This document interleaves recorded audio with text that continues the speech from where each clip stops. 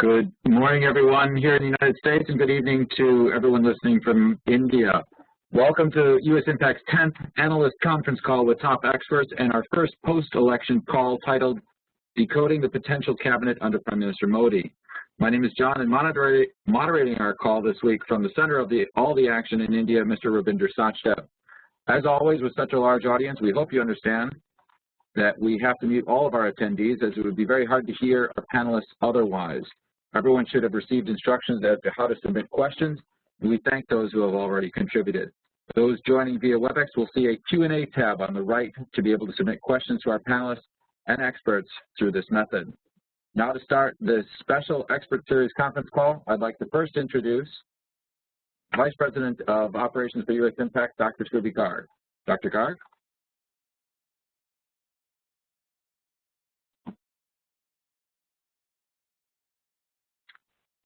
And Dr. Garg?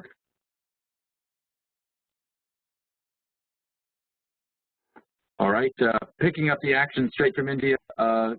Rabinder Sachdev. Rabinder. Yeah, hi. Thank you, John, and good morning and welcome to our viewers and listeners, rather I would say, because this is only an audio version of a discussion. This is, as John mentioned, the 10th in a series of weekly calls that we've been doing since much before the Indian elections, wherein we invite eminent experts from India as well as from the United States to share their views and opinions with our callers on the questions which folks have. Without much ado, I think we should have our first expert speaker today, Dr. Anil Mishra, and my colleague, Dr. Garg, should be trying to connect him in. Surbhi, are we there, please?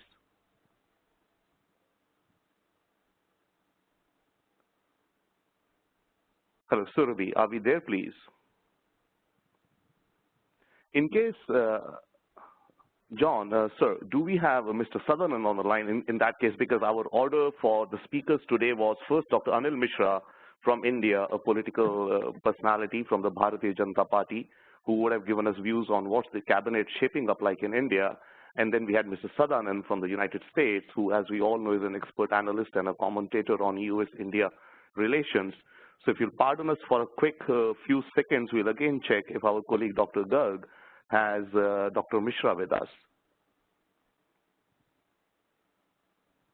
I don't think so, sir. I do know that our second panelist is with us, though, so let's see if he's available for us. I'm right here. Yes, sir. Go ahead. Sir, I'm right here. So this is Sadanand Dhume. Yeah, thank you so much, sir. It's been a pleasure to have you, and we look forward to your comments. The format, as I believe my colleague John would have explained, is a few minutes of an opening remarks about how you see the politics and especially the cabinet, shaping up in India. And the cabinet formation is definitely a kind of a parlor game right now. Nobody knows exactly. But still, and though, of course, we are looking to get into substantive issues maybe in this call, but of course in other calls. But today, maybe more focus is on the cabinet. How do you see what's shaping up in India and its implications on US-India relations and otherwise India overall in the global space? Sir, excellent. Okay. Sure. Just for your listeners, and this is Sadanand Dhume of the American Enterprise Institute. I'm going to just keep my opening comments quite brief because I'm eager to respond to questions from your listeners. But broadly speaking, as we know, India has just completed an historic election with the greatest voter turnout in its history. And Mr. Narendra Modi has been given a resounding mandate, the first time in 30 years that a single party has been able to come into power without necessarily the help of coalition allies, even though in practice Mr. Modi will form a government with the help of the BJP's allies in the National Democratic Alliance. Now, this is a significant election, and I think the usual kind of parlor games we have about cabinet formation are made more interesting by these rather dramatic. Mr. Modi is the unquestioned leader of the BJP. He has led it to its most historic victory on three dimensions. The first dimension is that for the first time in the BJP's history, its vote share has outstripped the Congress party. Even in the mid-90s and the late 90s, when the BJP got more seats than the Congress, it never got more votes than the Congress. in 2014, the BJP got 31% of the national vote. Congress got less than 20%. So for the first time ever, the BJP has emerged as the top national party, both in terms of seat share and in terms of vote share. The second is that the BJP is making inroads in the southern and eastern parts of India. Traditionally, the party was seen as one that was particularly strong in the northern and western parts of India, but virtually non-existent in eastern and southern India. Now, it is still, of course, stronger in northern and western India, but it has made very interesting inroads into the rest of the country. For example, in Assam, the BJP is the #1 party in terms of parliamentary seats. In Tamil Nadu, it has overtaken the vote share of Congress, which would have been unthinkable at one point, and its alliance, in fact, has 1 member of parliament, whereas the traditional Dravidian party of Tamil Nadu has none, the DMK. And even in West Bengal, it would have been quite unimaginable for those of us who follow Indian politics carefully to see a day where the BJP and the CPM would have an equal number of seats in the communist bastion of West Bengal. So all of these developments sort of raise interesting questions for what this means for cabinet formation. I'm going to caveat my comments here by pointing out that this is indeed a parlor game. Mr. Modi is keeping his cards very close to his chest, and I certainly do not have the capacity to read his mind. However, my best guess is that you're going to see a small cabinet. This is for a couple of reasons. First, that Mr. Modi has repeatedly emphasized that his credo, if you will, on government has been maximum governance, minimum government. And so this points toward not a bloated cabinet, but a small, streamlined cabinet that would be more effective. So that's kind of the first big takeaway. And this is also made more likely by the fact that he has a majority of his own. He's comfortable in the Lok Sabha, and normally what we've seen is we tend to see bloated cabinets when there's a lot of deal making to be done and a lot of different interest groups to be satisfied. So both the fact that he has a different philosophical core, but also that he has different political circumstances, point toward a relatively streamlined cabinet, which is good news. The second thing that I believe would be likely is some kind of rationalization and consolidation that flows from this. The fact that you're going to have fewer ministers means that he will have room either to collapse ministries together, sort of rationalize some of these ministries, for example, create a super energy ministry or consolidate some of the commerce and trade functions, or else, even if he doesn't go that far in the beginning, to consolidate these things in a de facto sense by having ministers who have charge of more than one thing, and so have these different heads reporting to a minister. So that's another thing that I would not be at all surprised to see. Of course, at the sort of grassroots level, most of the speculation is about personalities, and so here I'll go out on a limb, because I know that's what people are waiting to hear, and I'll go out on a limb even though I will again caveat and say that nobody knows what this will be. The finance ministry is the most important job, and I think the clear front runner for that position is Mr. Arun Jaitley. He's a senior leader in the BJP. He has been a close confidant of Mr. Modi. Among the senior leadership of the BJP, he was one of the people who very early on recognized the importance of backing Mr. Modi and the potential that he had for the Bharatiya Janata Party and for bringing the party back in from the cold. Let's not forget the BJP has been out of power for 10 years, and many people were worried that if the party had lost in 2014 again, it really would have been curtains for the BJP as a serious, viable contender for national power. So Arun Jaitley is certainly in pole position for the finance ministry. I would be surprised if he doesn't get it. Some of the other key figures that one hears of, particularly on the economic side, who have been advisors to Mr. Modi and would include Arun Shourie, who was, many of us remember, as the person who really put India's privatization program on the map when the last time he was a minister in the Atal Bihari Vajpayee government. Extremely principled, hardworking, hard-charging person who has a very strong views on the underperforming aspects of the Nehruvian socialist state. So if Mr. Shourie is given a key economic position, perhaps commerce or perhaps something else, it would be, again, send a very strong signal of being serious about economic reform and about wooing investors once again. Another person who has emerged as a key economic advisor to Mr. Modi is Suresh Prabhu, again, a very highly regarded cabinet minister from the Vajpayee dispensation. And this was the person who, as a power minister, really put in place some revolutionary moves to finally get India's moribund power sector working again. And as you know, one of Mr. Modi's great successes has really been revitalizing the power sector in Gujarat. And I was traveling in India for 3 weeks just until the past Monday in the run-up to the final vote.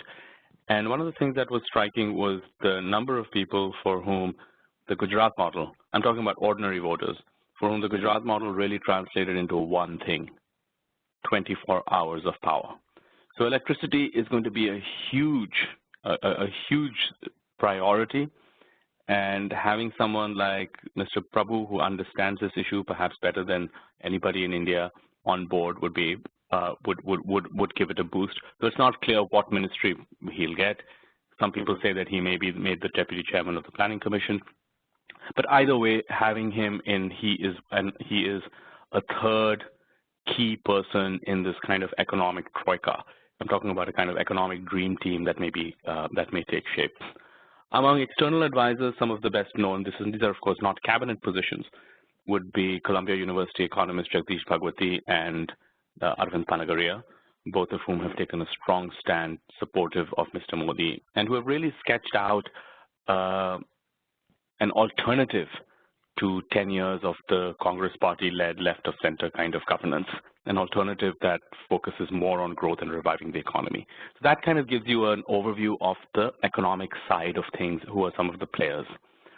On the foreign policy side of things, essentially the speculation is about two posts.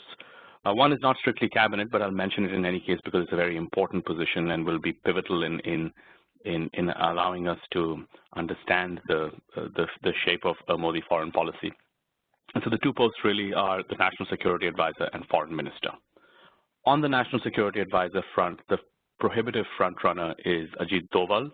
He was a storied and much honored former head of the Intelligence Bureau, and anybody who follows that carefully knows that he has an absolutely sterling reputation. After retirement, he founded a think tank called the Vivekanand Foundation and is known to be extremely close to Mr. Modi and to the BJP. And so he'd kind of be the natural fit.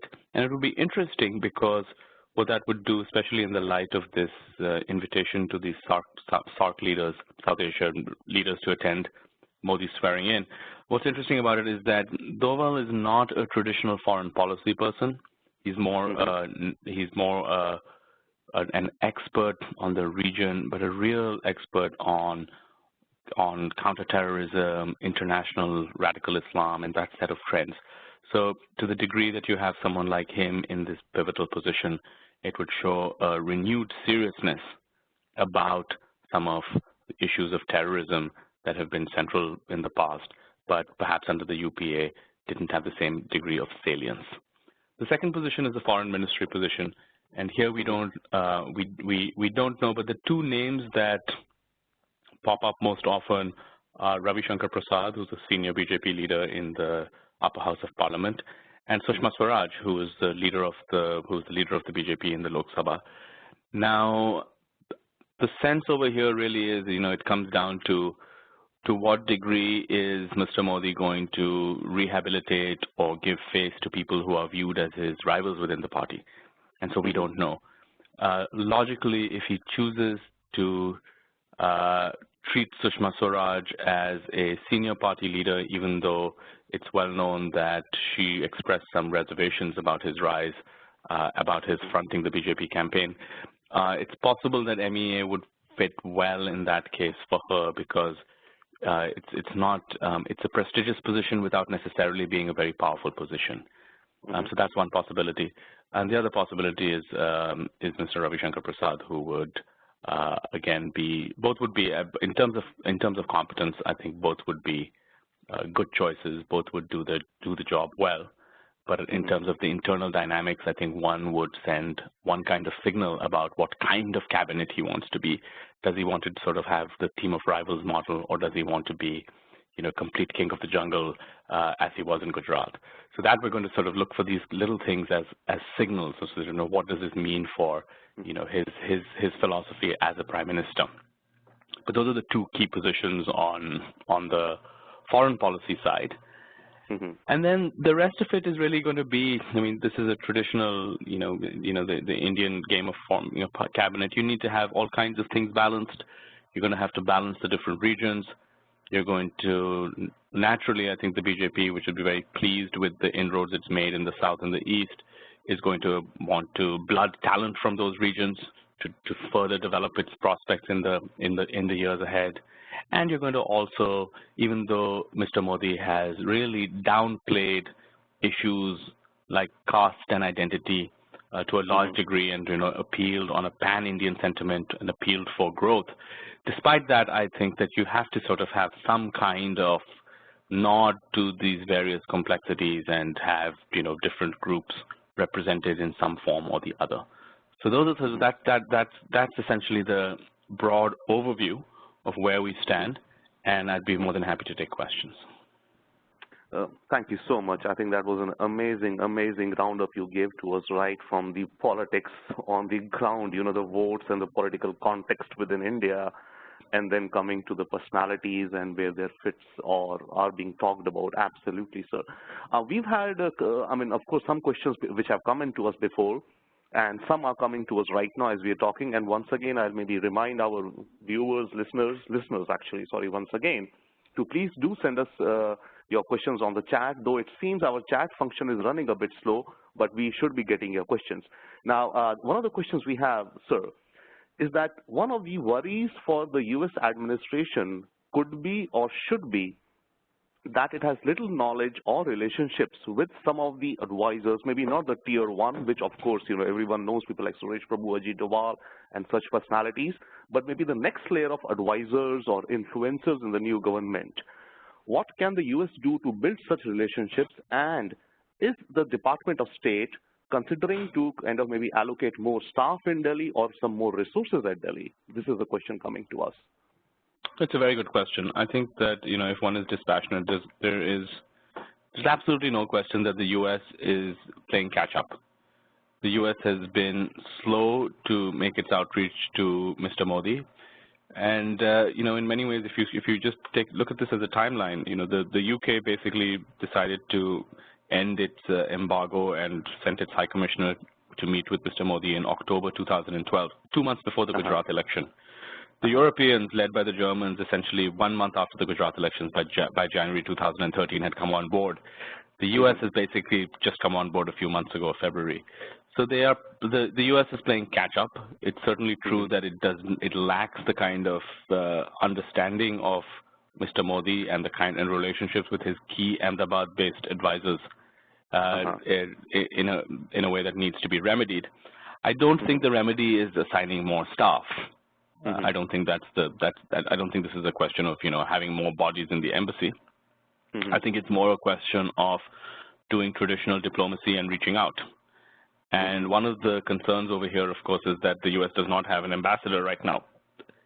Nancy Powell having resigned and a new permanent replacement not having been announced. There's going to be a stopgap ambassador being sent for the next few months. But while that may be better than nothing, a stopgap, let's be clear, is not the same as having a senior permanent ambassador in place. So the challenge for the U.S. is to, in this moment, you're coming into, it's a new administration with which the U.S. does not have strong links. There's no ambassador in the embassy. And so given all these circumstances, how do you quickly build these relationships? How do you get to know the people? And I think one thing that may be possible as a kind of workaround is to ensure that there is high-level visits from the U.S. very quickly. Like to see Biden out there perhaps, or John Kerry within the coming weeks, to send a signal that the relationship is really important, and that to try to build those relationships at the highest political levels to make up for some of these other deficiencies.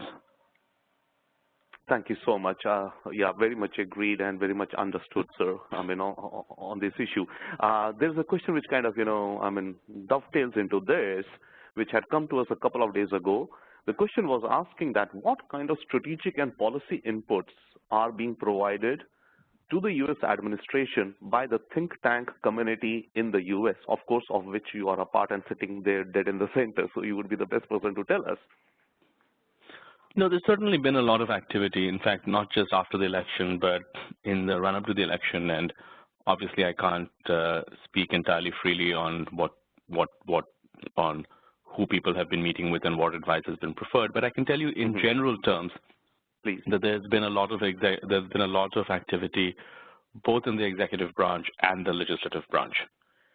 And there's been a sense of basically trying to figure out who is this person and what does it mean for the U.S.-India relationship and what can the U.S. do to reach out. So what I will say, without violating any confidentiality, is that the dominant view has been how can we understand him and how can we work with him. The dominant view has not been, oh my God, this is a terrible tragedy, what do we do? It's been positive, it's been constructive.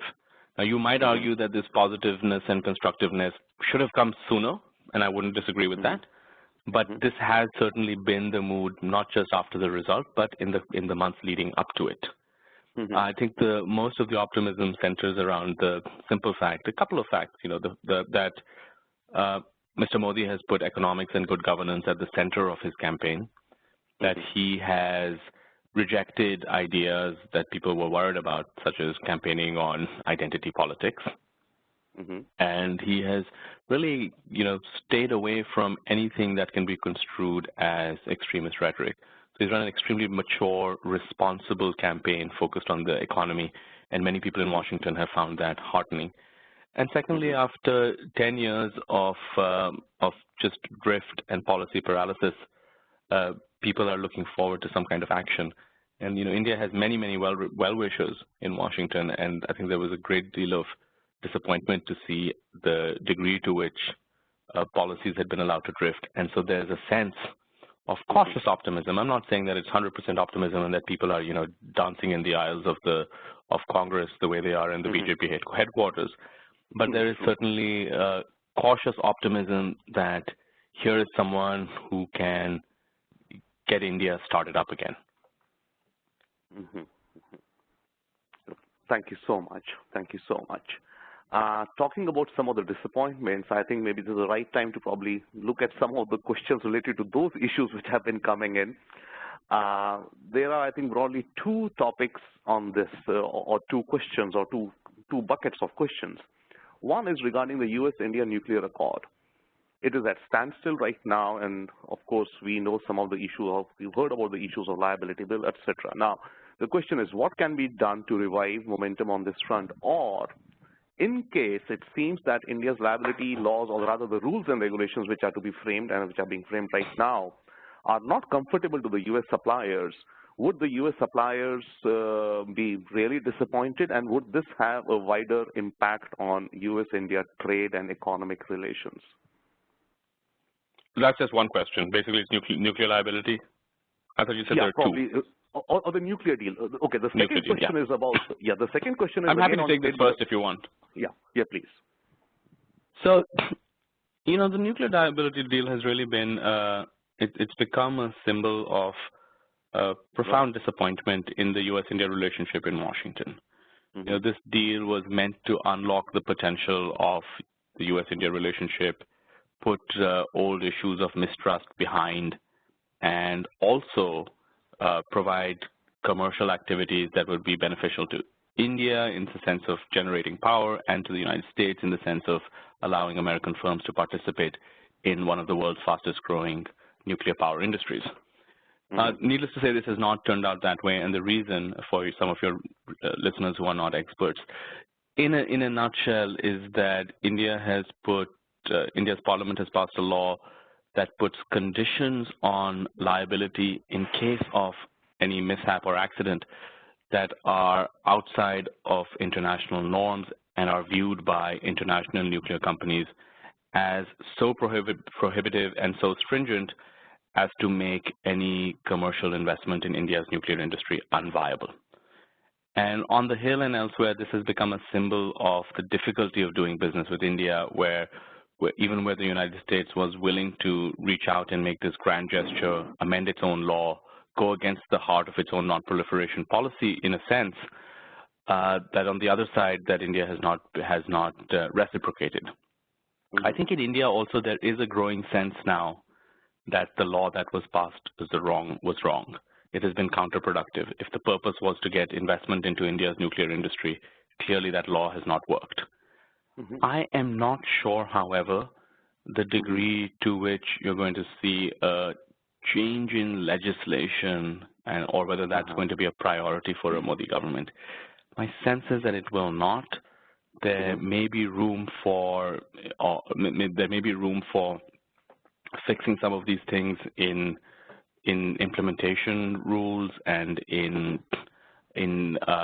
contracts signed with other kind of semi-governmental organizations. So I don't want to sort of get into the weeds of that. But on the broad question, are we likely to see the Indian Parliament pass a new liability law that supersedes the old one? I have not seen any evidence that this is a priority for the government, not in the speeches, not in the manifesto. It may happen, but it's certainly not something that I see as on the front burner, certainly not in the first 3 months or 6 months. I see. Thank you so much. Just a minor footnote and a quick answer if you could give on that, and we'll move on to the other question. On the nuclear deal itself, there is some discussion that in order for the U.S. suppliers, the primary ones, which is the Westinghouse and GE, to move ahead with India, it would need a Japan-India nuclear accord also, because both of these corporations have their technology or partnerships or ownerships interlinked with Japan or Japanese, which is the Toshiba and Hitachi. If you can quickly give maybe not a very detailed or a technical one, because I do understand our listeners may not be wanting to go deeper in it, but your overall feel on this issue, that would a Japan-India deal or a quicker consummation of a Japan-India deal accelerate, let's say, U.S.-India trade on the nuclear civil front? Short answer would be that I think it would certainly be helpful, but that's not the major roadblock. I think there's good reason to be optimistic, particularly given the special relationship that Mr. Modi enjoys with Shinzo Abe, and the fact that Japan, in many ways, is going to be central to his Asia strategy. So I think that you can be optimistic to the degree that any constellation, any Japanese government would be willing to transcend some of their reservations about nuclear issues in the past. It would be this government, the Abe government, particularly with the Modi prime ministership. So in that sense, there's certainly room for optimism, but that does not that in itself does not take care of the liability issues as a sticking point, which has been the major sticking point. True. Thank you. Before going to the second question on trade, I think we have a couple of questions on our chat thing. One of the callers is asking in Mr. Chandresh Saraya, how can we get young and educated leaders involved in the Modi government? Probably we'll put this to our Indian expert a bit later, but the question with which you could perhaps look at is another question. Is there going to be a change in policy vis-a-vis Kashmir? Well, I mean, I will take a stab at the first question too. I mean, I think that you've seen a tremendous amount of volunteer energy. You've seen a tremendous number of people, both in India and in America, frankly, and in other parts of the world, NRIs, who have been drawn to the promise of Modi and who have ended up campaigning for him, and in many cases have left their jobs to go back and make this victory a reality. So I think that in terms of being able to tap into talent that is not traditionally political, but that has become political out of a belief in what this government could achieve, the sky's the limit. It's just a question of whether they want to do it. in his campaign itself, Mr. Modi basically relied very interestingly on groups outside of the BJP to supplement the BJP effort. So on the one hand, he revitalized the BJP at the grassroots, but he also had kind of, parallel groups which were sort of like India 272 and so on, that were basically working to enhance his prospects. So it is possible that you're going to see something similar. I would hope in government, and that would be an excellent development for India if you're able to actually take in some of this talent.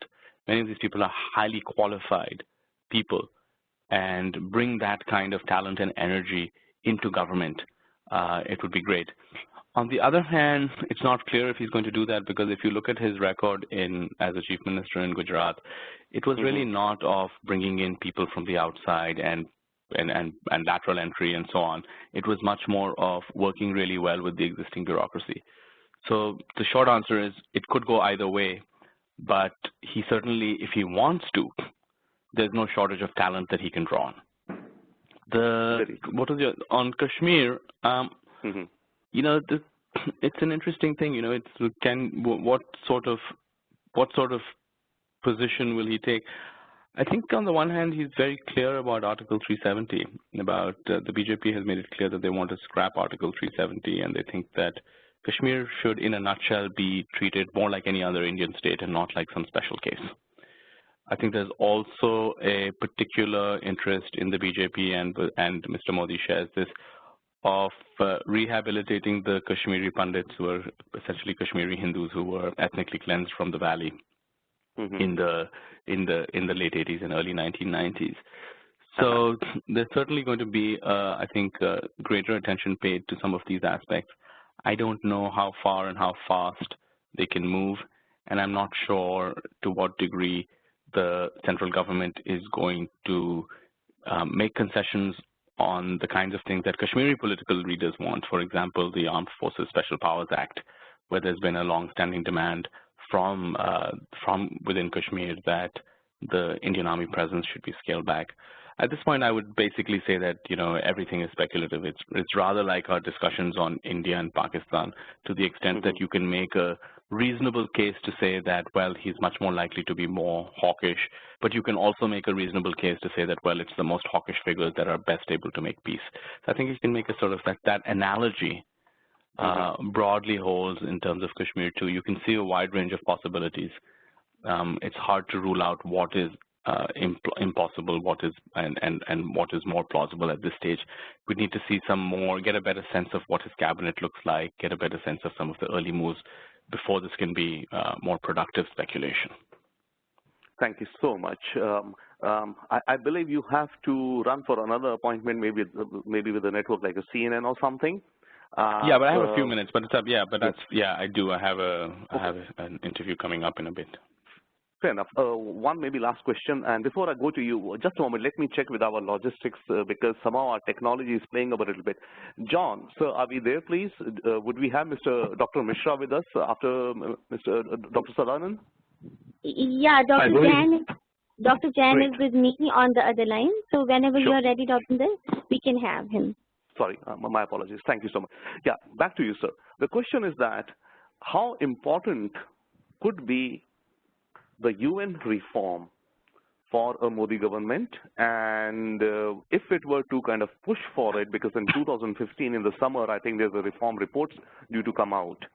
Do you see any momentum on that with, one, the Indian government, and two, to the extent with the US government support? The expansion of the United Nations Security Council and a permanent seat for India is a long-standing demand that cuts across parties and cuts across governments. There's great unanimity on this. It's not a Congress issue or a BJP issue or any other party issue. So to that extent, it's a perennial, and it'll remain in any foreign minister's docket. I don't think that this is going to be a great priority, simply because I don't think that the moment seems particularly ripe. There isn't a great push. The opposition to it by countries that would not like to see this remains quite large. So I certainly don't think that UN, while this would be great if it fell into India's lap, and while it will always be, it'll always be an issue, this is not going to be a priority. the foreign policy priorities are going to be driven by the central domestic priority, which is to revive India's economy. The second tier is going to be creating a stable, peaceful neighborhood which allows India to thrive and is also good for the neighbors, frankly, in terms of their own economic development, but make South Asia an economic hub in a way that we've seen Southeast Asia emerge earlier. So I think the stuff, basically the foreign policy flows out of economic policy to a greater degree than before. And while some of these other issues are always perennials, they are certainly not going to be on the top of the docket. Thank you so much. Thank you so much for your time, sir. And may I invite Dr. Garg to say the vote of thanks for our speaker and introduce our next speaker, please. Surabhi, over to you, please. Sadanand, thank you very, very much. I know that you have to run to CNN, and I can still see that so many questions are coming to you, Mr. Dhume, but, and maybe we will interact more later in our upcoming more conference calls like this. But thank you very much, Sadanand, and we will. Great. Well, thank you for having me. Really appreciate it, and I enjoyed this, and best of luck with everything. Thank you, sir. Thank you. All right. Bye, Sadanand. And now we have Dr. Anil Jain from India. He's on phone with us, and he has been patiently waiting since the beginning. And we had some technical snafus today, so sorry about that, Dr. Jain. And talking about a little bit about Dr. Jain, Dr. Anil Jain is the National Secretary of Bharatiya Janata Party. And along with being one of the vital personalities of BJP, he is also a senior consultant surgeon at Indraprastha Apollo Hospital in New Delhi. Dr. Anil Jain was given the responsibility of election in charge of South Delhi Parliamentary Constituency in 2013 Delhi Assembly elections. And the significance of this particular thing is that the party's performance was the best among all parliamentary constituencies in Delhi. BJP won 7 out of 10 seats, if I know correctly, in this area, and lost 1 seat of Sangam Vihar by nominal margin of just 770 votes. And apart from this, Dr. Jain is credited with organizing huge rallies of big leaders, including that of Mr. Narendra Modi during these elections, which was successfully anchored and arranged by him. Without much delay, Ravinder, I'll hand it over to you. Here is Mr. Ravinder Satdev, our director from India Affairs Desk.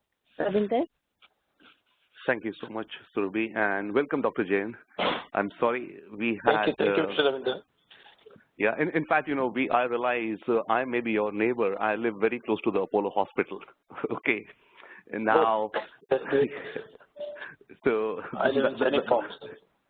Oh, great.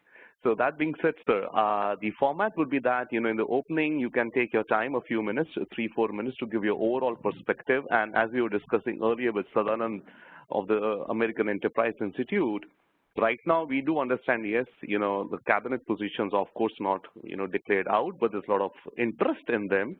And while in these weekly conference calls with experts and analysts, we do go deeper into the substantive issues. This time also we shall go, but however, we shall have some, you know, we'll try to satisfy the curiosity of some of our listeners and some of us as to how the cabinet or the government or the governance is shaping up in India. So, sir, a few minutes, 2, 3, 4 minutes of your opening, and then we have the questions which are coming in and which have come in to us earlier. Thank you, sir. To start with this election, in these elections, Mr. Modi has given the speeches all over the country, pan-India, and his presence, his pan-India presence for the first time in the history of Indian politics, that some other than the Congress, the government is being made on its own without any support of other parties. So this is a big thing for the first time after the independence. No, non-Congress government is being made. One thing. Second thing, you know, Mr. Modi has, he held more than 500 rallies all over the country, which is a record, and thus Modi could generate confidence into the public of India that he can govern and he can give the good governance with the development without any discrimination of caste and creed. This is the confidence which motivated the people of India, particularly the youngsters, those who voted without any reservation of caste, creed, religion, and region. This is the strength of Mr. Modi. And that is the big responsibility and ability of the Modi, that he delivers good for the country. As far as the policies are concerned, because in past 10 years, particularly past 5 years, the country was being run by the government which was not having any definite policy on anything, whether it was development, whether the power sector, economy, whether external policy, internal security. So the people were pissed off with the past government. Now they are having hopes from the Modi government. I think Modi is going to choose his Council of Ministers, keeping this in mind that he has to deliver very fast, few things very fast, is to make the decent middle class and the long distance teams to run the government. Thank you, sir. Excellent. An excellent view. One of the questions which has come into us is that talking about, because there's a lot of news out there which says that the ministries may be reorganized and a smaller cabinet may be formed. Which are some such ministries you think which could be, combined in this, in this cabinet which is going to be formed in the next week? The first is that the power ministry may be combined with the coal ministry, because coal and power tussle is there for last 10 years, so that coal could not reach to the power generating units. So power ministry and coal ministry, they may be merged together to give the good and facilitated work with the power. Second is the surface transport ministry. Surface transport and railways, they can be combined. Though this is a Herculean task, the bureaucracy is against it, but Mr. Modi is having some sort of mechanism to combine all these three. Third thing is the environment ministry. Environment ministry is a big problem as far as the developmental work are concerned with the surface transport or with the railways. So he may have some sort of arrangement with the environment ministry with these two ministries. Rest of the things, as far as the security is concerned, internal security, external security, he may take out the internal security from the Ministry of Home Affairs to the PMO. These are the things on board, but I'm not sure, because this is the PM's prerogative, that whether he does it or he may accept it, may not accept it, but the bureaucracy at large is not in favor of merging and dividing the ministries. Thank you, sir. Thank you very much. That's a very interesting, I think, learning for all of us here. Another question which has been coming in, or which has come in actually, the question is asking that it is said that Mr. Modi is crafting his government policies on concept of 6 pillars, maybe 6 or 9 pillars. One of the pillars, as we all are aware now more and more, is about cleanliness and a clean India. What can be, what are the other 4, 5 pillars or 6, 7 pillars on which, he is looking to structure his first thrust in the government? So I cannot define in the shape of pillars, because the cleanliness is concerned, because he spoke after his first speech, after the election in Varanasi, his constituency, he spoke about the cleanliness of Varanasi, and he motivated the people of Varanasi for cleanliness, and people have started working there for the cleanliness of his constituency. So that this way he is emphasizing all over the country for the cleanliness. Rest of the things, most important thing is the power sector. He is more worried about the power sector. If power is supplied to all the villages of the country, then the development will automatically reach to the remote areas of the country. Second is the roads. Roads are very important thing. If roads reach to the remote villages, the development will reach to the villages. So power, roads, and then the education. Education is very, very important because even today, there are so many places where there is no literacy. There are rather very, very less literacy rate. Though the overall literacy rate has improved in the country, but he is concerned about the education, primary education and middle class education to all the people of the country, so that road, cleanliness, power, education and health. He is concerned about, because in all his speeches he has mentioned these 5 things, that he will at least provide these things to the all people of the country, so that nobody should be devoid of health, nobody should be devoid of education, power, road and cleanliness. Cleanliness is of the villages, of the roads, and more so of the rivers, particularly Ganga river. He has taken this as a task, and he's going to emphasize on Ganga, cleaning of Ganga. He is going to be a target project. Excellent, sir. Thank you so much. We have a question which has come in. I think it refers to our previous discussion right now. When you said that the bureaucracy, or quote unquote, the system of Delhi may create hurdles. I mean, you did not say that it may create hurdles, but you said that they were perhaps not favorable to it. But the question is that, could the bureaucracy of Delhi create hurdles for Mr. Modi in delivering his agenda? And with this, I will link another question which came to us, I think, yesterday. The question is from Vijender Kumar. He is asking that in the Rajya Sabha, the upper house, the BJP has less number of seats, or seats, which would allow it to, kind of carry through their policies. So how much of a handicap will a low strength in Rajya Sabha be in order to implement his agenda? The first question, the bureaucracy is not the hurdle. Mr. Modi knows how to handle bureaucracy, and he has done it. He's quite an experienced person. For last 13 years, he has run the best bureaucracy in Gujarat. Whatever bureaucrats there, the bureaucrats are all over the country are the same, but he has run them, so he knows how to handle bureaucracy. Now they may be of different opinion about the ministries, about the departments, whether they can be broken or they can be merged. That's a different thing. But he can very well handle bureaucracy, and I'm sure that bureaucracy will not be a hurdle, but it will be very good support, and bureaucracy will be eyes and ears for Mr. Modi.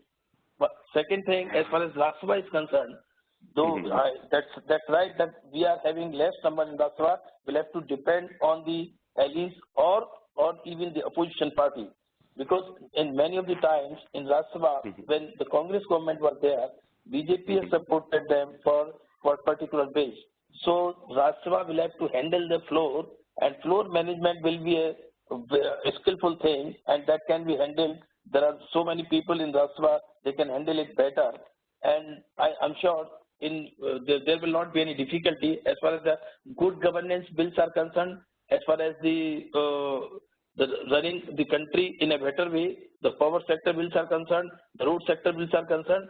The problem will arise only as far as the ideological bills they will be coming, say about the Uniform Civil Code or the Article 370, or maybe I'm not sure, maybe Ram Temple. These are the issues where there will be a problem, and they can be, because we have the thumping majority in the lower house.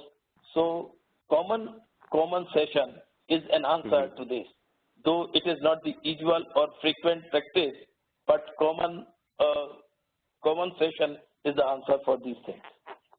Very well said, sir. I mean, bipartisan support for, policies which are trying to build a consensus for which all parties should agree. The question now, sir, is coming in.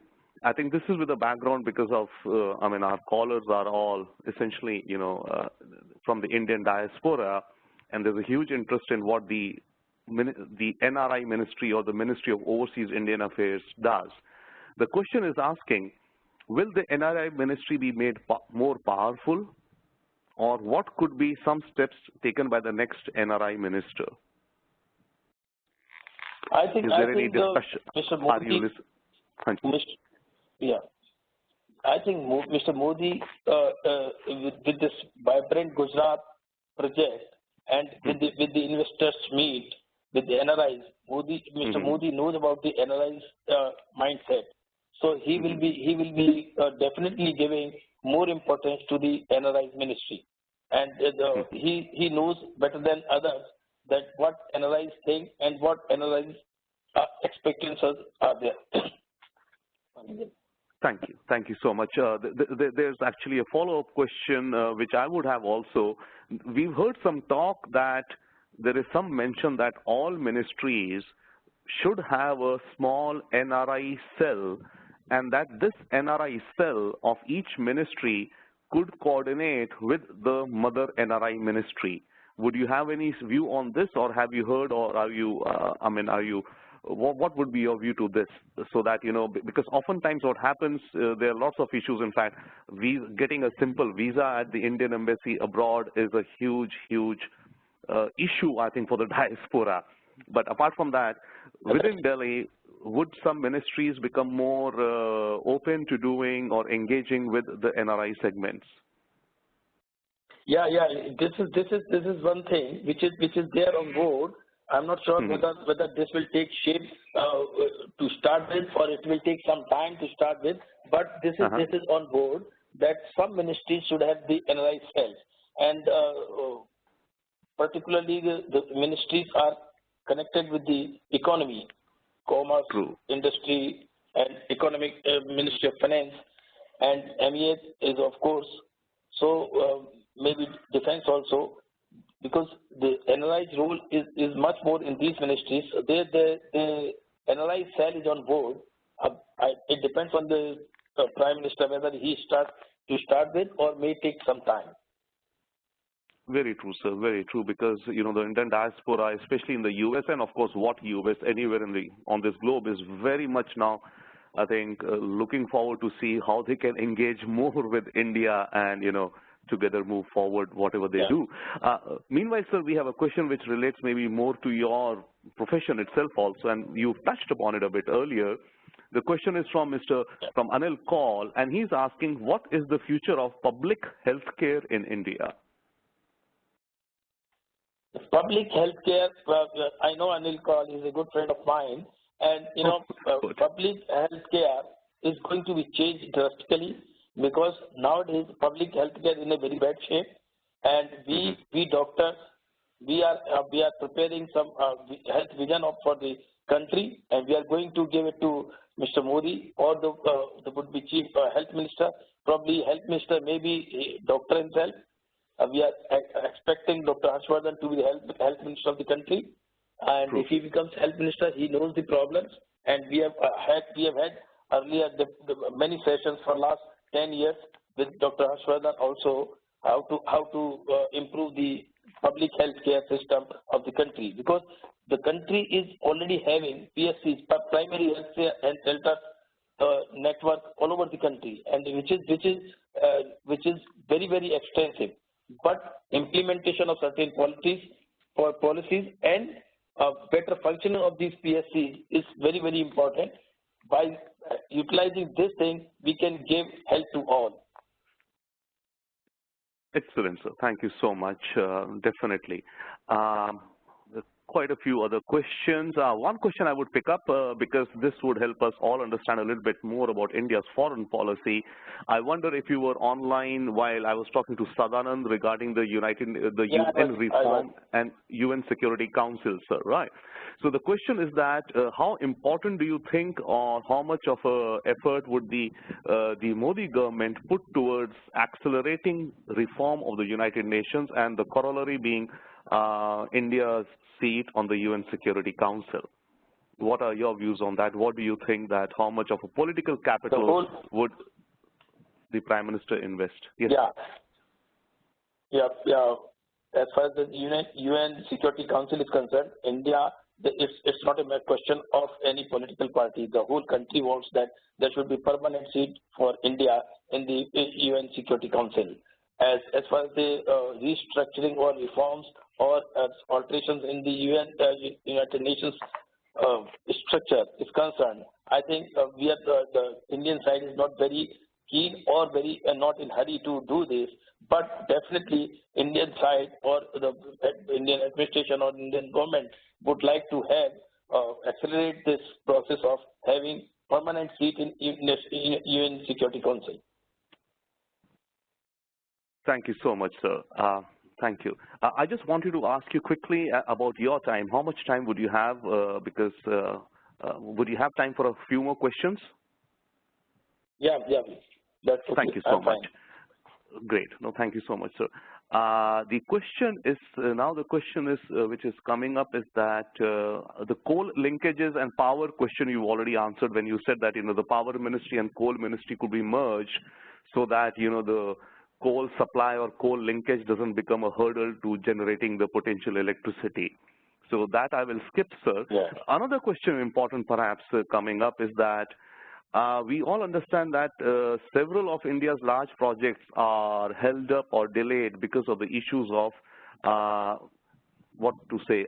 the R&R, the compensation on the land acquisition issue. Now, how do you see that issue moving ahead? Because end of the day, any new manufacturing, new large mega projects need land. So how is we have the R&R R&R bill also in the parliament which has passed. Do you see, and the industry is not very happy with it actually, the Indian industry. So do you see any changes to that, or how do you think Mr. Modi will cut the Gordian knot in this situation? This is a difficult area. I understand that one side is the populist measure, other side is the practical thing to give acceleration to the industry. We'll have to change this R&R bill. I agree, but other side is very, very important and ticklish that if without annoying the farmers, the populist this side of the bill, it is a difficult area. But I know that change is required. Otherwise, industry will not grow. So to gives impetus to the industry, it is very important to bring about some changes in the law, and probably they will be brought with the whole consensus of the country and the different parties, politicians also. So are you saying that there is a possibility that there could be an amendment to the bill? Is there a possibility or a remote possibility even of that? Yeah. I see some possibility, but not to start with. It will take time, but to give impetus, to give acceleration to the industry, it is must that there should be some reform in the present status. Thank you, sir. And now I think we have a question which had come in yesterday, which is obviously talking about US-India relations, and we have talked about it with, of course, that's the context of all of it. The question is, how will Modi ji's foreign policy be towards the United States, given the background of various issues which we all know? And the other one is that would it be seeing more of a tilt towards Asia and Asian countries compared to the US? Will the US get a kind of a cold shoulder? I think that's what the question is asking. No, it is a very difficult question to answer, and moreover, one should not answer on behalf of the government or on behalf of the party. I am not the right person to talk about these issues. But as far as the foreign policy is concerned, India is not going to have a big or drastic change in its foreign policy. But at the same time, India is, I think, to start with, when Mr. Modi has called or invited SARC members for his oath ceremony, it gives an indication that he's thinking that there should be good economic integration in the SARC members so that the whole region grows, and India being the largest part and the dominant part should grow. Even they can think of common currency also. These are the things maybe on board, because earlier in the Atal Bihari Vajpayee government also these moves were there, but they could not be implemented in the last 10 years. But I think he may go to start with the SARC or Asian things. But as far as the US policy is concerned, I think there will not be any drastic change in India's side. Thank you, sir. I think, very wisely said, and also as you're mentioning, I think the initiative or emphasis on SAARC in a way is like, if not a game changer, but it's a very important development so that India and its neighboring countries are together, kind of bridging and building their economic and cultural and people-to-people relations for peace and prosperity. Another question, sir, which is there, probably maybe just one last question, and if you'll just pardon me a moment, Surabhi, I hope you're with us. So after I've had my last question with Dr. Jain, I'll be handing over to you. Thank you so much. I once again apologize to our callers and to our eminent panelists for this. While we are conducting this conference call, our organizing team, we are on computer chat in the background to coordinate who is talking what and when will the call finish. But somehow today our chat function is working on a very delayed lapse. Sorry. Back to you, sir. The question is, my last question to you. It is said that India will need or could need up to $1 trillion for infrastructure projects over the next 5 years. Now, assuming a debt equity of about 70-30, that means about $300 billion of equity would be needed for such infrastructure projects. Now, of course, I think more than 70% or half the discussion has been on economic development. So the question to you, sir, is that how would India go around mobilizing this $300 billion, corpus fund over a period of time to implement these infrastructure projects? India is a rich country with a poor population. So the mobilizing funds, I think is a bit matter of concern, but it's not that difficult or impossible task. But when Atal Bihari Vajpayee started his infrastructure projects about roads, for the first time he could imagine or he could announce that 54,000 crores rupees they will be spent on roads only. That the people were amazing what is happening to the Prime Minister, but he could do it without any hassle.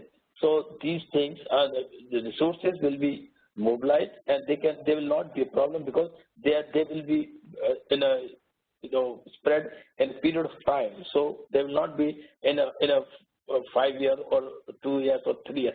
It is a matter of 10 years. So that will not be a problem, I think. Very true, sir. Thank you so much, sir, for giving us such a well-rounded view across. And, once again, our questions come from all kinds of backgrounds and perspectives. So we may jump from foreign policy to infrastructure to cabinet and who's getting a ministership or not. And we thank you for giving us a very well-rounded view. May I now invite my colleague and co-founder of our US-India Political Action Committee, Dr. Surabhi Garg, to give the vote of thanks to Dr. Jain, and to also thank our callers, and if she has any last comments. Surabhi, over to you, please. Thank you, Rabinder. Thank you very much. Thank you, Rabinder, and thank you, Dr. Jain. USINPAC has been organizing these analyst conference calls for past 11 weeks, and they have now become very interactive sessions with various experts like you, Dr. Jain, and Sadanand, who was there in the first part of this session. And in today's call, we discussed about the impact of how Indian election results and how democracy plays a firm role in the formation of a new government in India, and how all this is connected to the Indian American community. We will have our next we will have our next analyst conference call with 2 experts next week. Same time, same day, that is Saturday, I believe it's May 31st, 11 a.m. Eastern Standard Time here in US and 8:30 p.m. India time. And on behalf of our chairman, Sanjay Puri, and our team, Mr. Rabinder Satdev, who is the co-founder of USINPAC, and he's the director of our India Affairs, Vikram Chauhan, John Zahaitis, Ria Banerjee, and many, many other staff of USINPAC, whom you don't see, but they have been working very diligently to organize these calls and many other events, and many volunteers. I thank our experts of today's call. Dr. Jain, thank you very much. And I know Sadanand is with CNN. So I thank all of our participants as well. Their questions have been very, very exciting, interactive, and they make our sessions very interesting. With this, I would like John Titus to close the call today. John, would you like to speak for a few minutes? Thank you, Surubi. Thank you to everyone who's joined us. We want to thank those who were able to attend our Road Ahead event this past Thursday. For those who are not able to join us on Capitol Hill, we will have the full video, statements from Mr. Rajnath Singh and Dr. Sudhanshu Trivedi, and all the press clippings from the event posted to our website by this Wednesday, May 28th. Please watch our other social media portals for more information, timely updates on issues affecting the U.S.-India relationship, and other ways you can help the U.S.-India Political Action Committee stay financially strong during this important time in history. Thank you for joining USINPAC conference call today. Bye-bye.